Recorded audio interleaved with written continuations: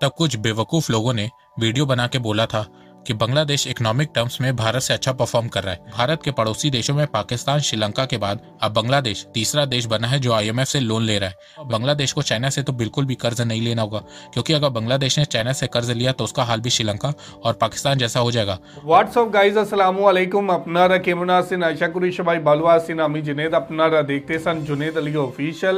আমি আপনাদের জন্য একটি ভিডিও প্লে করতে যাচ্ছি, সবাই দেখবেন। आशा करी सबाई देखবেন ভালো লাগবে।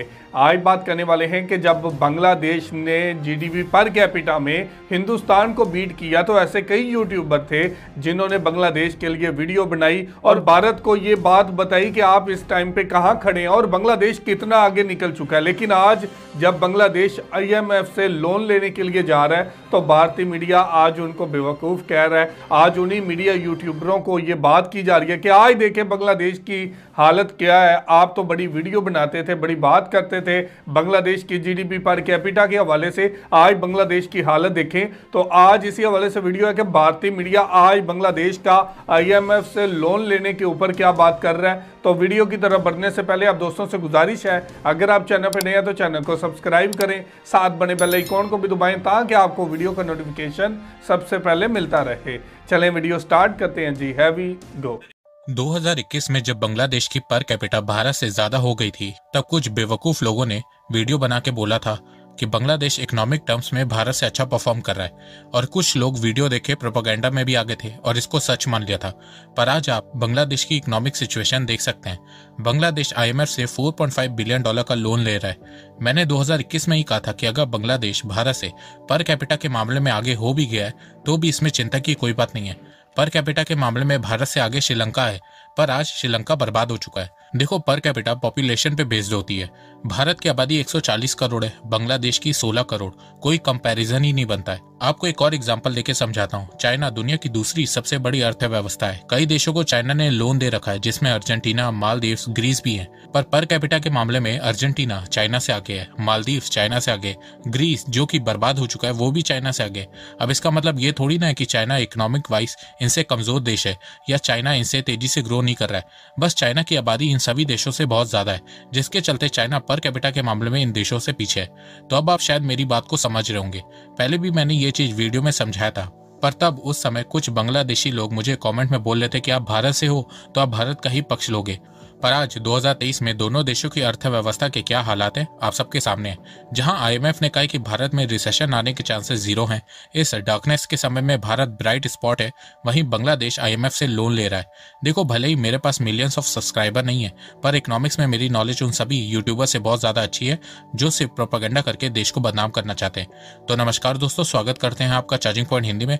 दोस्तों, आज की इस वीडियो में हम जानेंगे कि बीते 2 सालों में बांग्लादेश के साथ ऐसा क्या हो गया है कि वो फास्टेस्ट ग्रोइंग इकोनॉमी से अब इकोनॉमिक क्राइसिस की तरफ बढ़ रहा है। तो जानने के लिए जुड़े रहिए आप इस वीडियो के साथ। 2021 तक बांग्लादेश में सब कुछ ठीक चल रहा था, जहां कोविड के चलते दुनिया भर के देशों की ग्रोथ रेट नेगेटिव में चली गई थी। 2020 में बांग्लादेश की ग्रोथ रेट 3.4% थी, 2021 में 6.9% थी। बांग्लादेश वर्ल्ड की फास्टेस्ट ग्रोइंग इकोनॉमीज में से एक था। 15 सालों से बांग्लादेश बहुत तेजी से ग्रो कर रहा था। बांग्लादेश में गरीबी कम हो रही थी, बेरोजगारी कम हो रही थी, विमेंस का पार्टिसिपेशन बांग्लादेश की वर्किंग पॉपुलेशन में बढ़ रहा था। बांग्लादेश बहुत बड़े बड़े मेजर इंफ्रा प्रोजेक्ट को अनाउंस कर रहा था, अपने देश के एजुकेशन में ध्यान दे रहा था। बांग्लादेश की जीडीपी पाकिस्तान को बीट करके $450 बिलियन पहुंच गई थी। 2021 में बांग्लादेश ने तो भारत को भी पर कैपिटा के मामले में हरा दिया था। ये सब देखने के बाद तमाम फाइनेंशियल इंस्टीट्यूशन जैसे कि वर्ल्ड बैंक, आईएमएफ बांग्लादेश की खूब तारीफ कर रहे थे। कुछ एक्सपर्ट्स तो पिछले साल ये तक कह रहे थे कि बांग्लादेश भारत से पहले एक डेवलप देश बन जाएगा। पर ठीक 2 साल बाद आज बांग्लादेश की इकोनॉमिक सिचुएशन इतनी खराब हो गई है कि उसे आईएमएफ से लोन मांगना पड़ रहा है। तो बीते 2 सालों में बांग्लादेश के साथ ऐसा क्या हुआ है, आइए जानते हैं। सबसे पहले आप इस फिगर को ध्यान से देखिए। इस फिगर में आपको बांग्लादेश का करंट अकाउंट डेफिसिट देखने को मिलेगा। 1980 से 2016 तक बांग्लादेश का करंट अकाउंट ज्यादा डेफिसिट में नहीं था। 2016 में तो बांग्लादेश का करंट अकाउंट सरप्लस में चला गया था। 2016 में बांग्लादेश ने इंपोर्ट से ज्यादा एक्सपोर्ट किया था, पर फिर 2017 से बांग्लादेश का इंपोर्ट बहुत तेजी से बढ़ने लगा है, जिसके चलते बांग्लादेश का करंट अकाउंट डेफिसिट भी बढ़ने लगा है। 2022 में तो ये $18 बिलियन पहुंच गया था। अब ज्यादा इंपोर्ट करने के चक्कर में बांग्लादेश का फॉरेन रिजर्व तेजी से कम होने लगा है। 2022 की शुरुआत में बांग्लादेश का forex reserve all time high 48 billion dollar तक पहुंच गया था, पर अब वो गिर के 33 बिलियन डॉलर पे आ गया है। बांग्लादेश के पास सिर्फ 4 महीने इंपोर्ट लाइक फॉरेक्स रिजर्व बचा है। तो अपने फॉरेक्स रिजर्व को बचाने के लिए बांग्लादेश IMF से 4.5 बिलियन डॉलर का लोन ले रहा है। अब आप बोलोगे कि हमने सुना था कि लास्ट ईयर बांग्लादेश ने रिकॉर्ड 52 बिलियन डॉलर का एक्सपोर्ट किया था, तो उसके बावजूद बांग्लादेश का फॉरेक्स रिजर्व इतना क्यों गिर रहा है? तो देखो, जिस तरह बांग्लादेश ने रिकॉर्ड एक्सपोर्ट किया था, उसी तरह बांग्लादेश ने पिछले साल रिकॉर्ड 82 बिलियन डॉलर का इंपोर्ट किया था, जिसके चलते बांग्लादेश का trade deficit record 30 billion dollar तक पहुंच गया था। पिछले साल जितनी स्पीड से बांग्लादेश का इंपोर्ट बढ़ा, उतनी स्पीड से बांग्लादेश का एक्सपोर्ट नहीं बढ़ा, जिसके चलते बांग्लादेश का फॉरेक्स रिजर्व कम होने लगा। एक्सपोर्ट के चलते बांग्लादेश में जितना डॉलर आया, इंपोर्ट के चलते उससे ज्यादा डॉलर बाहर चला गया। अब आप जानना चाहोगे कि बांग्लादेश का इंपोर्ट कैसे इतनी तेजी से बढ़ गया? तो देखो, इसका एक ही कारण है, और वो है Russia Ukraine war. Bangladesh energy और फूड का बहुत बड़ा इंपोर्टर है। रशिया यूक्रेन क्राइसिस के चलते क्रूड ऑयल और फर्टिलाइजर की प्राइस इंटरनेशनल मार्केट में बहुत तेजी से बढ़ गई है, जिसके चलते बांग्लादेश का इंपोर्ट बिल भी बहुत तेजी से बढ़ रहा है, और इसके चलते बांग्लादेश का फॉरेक्स रिजर्व बहुत तेजी से कम हो रहा है। एक्चुअल में बांग्लादेश के फॉरेक्स रिजर्व के साथ ये प्रॉब्लम चली है कि जहां एक तरफ बांग्लादेश इंपोर्ट ज्यादा कर रहा है, जिसके चलते बांग्लादेश से डॉलर बाहर जा रहा है, वहीं दूसरी तरफ बांग्लादेश में रेमिटेंस कम आ रहा है, FDI कम आ रहा है। पिछले साल बांग्लादेश में सिर्फ 1.3 बिलियन डॉलर का FDI आया था, तो जितना डॉलर बांग्लादेश में आ नहीं रहा है, उससे ज्यादा तो इंपोर्ट के चलते बाहर चला जा रहा है, और यही बांग्लादेश की सबसे बड़ी प्रॉब्लम है। अगर बांग्लादेश में रेमिटेंस और FDI अच्छा खासा आता, तो बांग्लादेश का फॉरेक्स रिजर्व इतना तेजी से नहीं गिरता, धीरे धीरे कम होता, जिसे बांग्लादेश मैनेज कर लेता, पर ऐसा नहीं हो रहा है। इसके अलावा ग्लोबल मार्केट में क्रूड ऑयल की प्राइस बढ़ने से बांग्लादेश में इन्फ्लेशन बहुत तेजी से बढ़ रही है। इस समय बांग्लादेश में इन्फ्लेशन 10% है, पर कुछ इकोनॉमिस्ट का कहना है कि बांग्लादेश की गवर्नमेंट इन्फ्लेशन के नंबर को छुपा रही है। असल में बांग्लादेश में इन्फ्लेशन 20% है। बांग्लादेश की गवर्नमेंट ने फ्यूल प्राइस को 50% इंक्रीज कर दिया है। यूरिया की प्राइस 11 सालों में पहली बार बढ़ाई है, जिसके चलते बांग्लादेश में फूड आइटम की प्राइस बहुत तेजी से बढ़ने लगी है। बांग्लादेश में चावल, चीनी, आटा की प्राइस ऑल टाइम हाई पे पहुंच गई है। चावल 50, आटा 60 और चीनी 100 टका पर किलो मिल रही है। वहीं भारत में सरकार गरीबों को 1-1, 2-2 रुपए में चावल दाल दे रही है, फिर भी उन्हें गालियां पड़ रही हैं। वैसे बांग्लादेश में महंगाई को लेकर प्रोटेस्ट भी हुए हैं। इसके अलावा 2022 में बांग्लादेश की करेंसी टाका US डॉलर के अगेंस्ट 25% गिर गई है।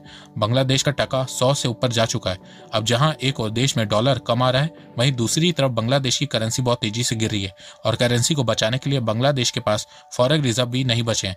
बांग्लादेश के पास एक ही ऑप्शन है, या तो वो अपने इंपोर्ट के लिए फॉरेक्स रिजर्व का यूज कर ले, या अपनी करेंसी को बचाने के लिए फॉरेक्स रिजर्व का यूज कर ले। एक्चुअल में अगर आप ध्यान से देखोगे तो भारत के पड़ोसी देशों में इकोनॉमिक क्राइसिस छाई हुई है।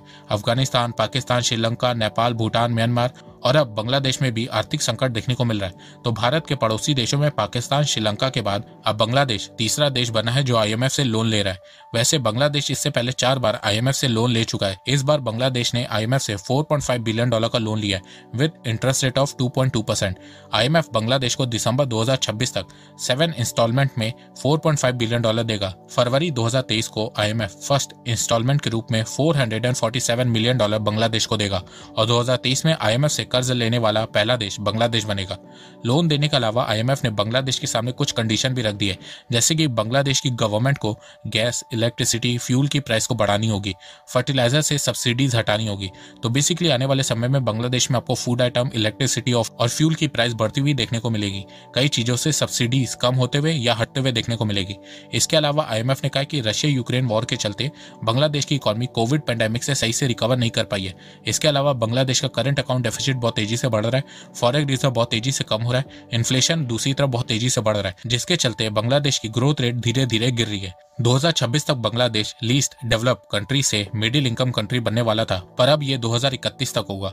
पर दुख की बात यह है कि इतना सब कुछ होने के बावजूद बांग्लादेश की गवर्नमेंट इन सारी बातों को सिरे से नकार रही है। बांग्लादेश की गवर्नमेंट कह रही है कि सब ठीक है, ये प्रॉब्लम सिर्फ कुछ समय की है, पर रियलिटी ये है कि ऐसी ही सेम कंडीशन आपको श्रीलंका, पाकिस्तान में भी देखने को मिली थी, और उसके बाद श्रीलंका डिफॉल्ट कर गया और पाकिस्तान कभी भी डिफॉल्ट कर सकता है। अब ये जानने के बाद आप लोगों को लग रहा होगा कि बांग्लादेश तो गया, तो देखो अभी भी बांग्लादेश की कंडीशन को सुधारा जा सकता है। बांग्लादेश आर्थिक संकट से गुजर रहा है, पर श्रीलंका, पाकिस्तान वाली सिचुएशन अभी बांग्लादेश में नहीं आई है। तो जी ये थी वीडियो, और आपने देखा कि पहले बांग्लादेश ने बीट किया हिंदुस्तान को GDP पर कैपिटा में, तो सब ने वीडियोस बनाई और ये बात की कि बांग्लादेश आज भारत से ज़्यादा आगे निकल रहा है और भारत से जल्दी ग्रो कर रहा है। लेकिन आज देखें तो आज बांग्लादेश IMF से लोन मांग रहा है, पाकिस्तान भी लोन मांग रहा है, और भारत की ये बात की जा रही है कि भारत अब आगे निकल रहा है। लेकिन एक चीज़ को आज भी देखना चाहिए कि लोन लेने का मतलब ये नहीं है कि बांग्लादेश की इकोनॉमी क्रैश कर चुकी है। पाकिस्तान की बात करें तो बात मानने में आती है, लेकिन बांग्लादेश की जीडीपी आज भी मजबूत है। बांग्लादेश जीडीपी पर कैपिटा में आज भी आगे है और बांग्लादेश में बड़े बड़े मेजर प्रोजेक्ट लगाए जा रहे हैं, जिसकी वजह से आज बांग्लादेश आगे बढ़ रहा है। बांग्लादेश में मेट्रो रेल चलाई गई, बांग्लादेश में पद्मा पुल बनाया गया। आज देखें तो बांग्लादेश के अंदर तो एशिया का सबसे बड़ा बांग्लादेश के अंदर टनल बनाया जा रहा है। तो बांग्लादेश की ये बड़ी कामयाबी है। आज बांग्लादेश की फौज को मजबूत बनाया जा चुका है। आज देखें तो बांग्लादेश ने काफी कामयाबियां हासिल कर ली हैं। अगर बांग्लादेश आईएमएफ के पास जा रहा है तो आईएमएफ के पास तो काफी ममालिक जा चुके हैं, जिनमें भारत भी शामिल है। आज बांग्लादेश के अंदर महंगाई को कम करने के लिए वो लोन लेने जा रहा है। लेकिन आज देखें तो भारत के अंदर भी गरीबी बढ़ी है, भारत के अंदर भी बेरोजगारी बढ़ी है। कोरोना वायरस के बाद पूरी दुनिया के अंदर तब्दीलियां आई हैं। उसके बाद देखें तो यूक्रेन और रशिया की जंग ने पूरी दुनिया के अंदर असरात मुरतब किए हैं। पाकिस्तान देखें, श्रीलंका देखें, तो बांग्लादेश भी आज लोन लेने जा रहा है। तो इसका मतलब ये नहीं है कि बांग्लादेश जीडीपी में कमज़ोर हो चुका है।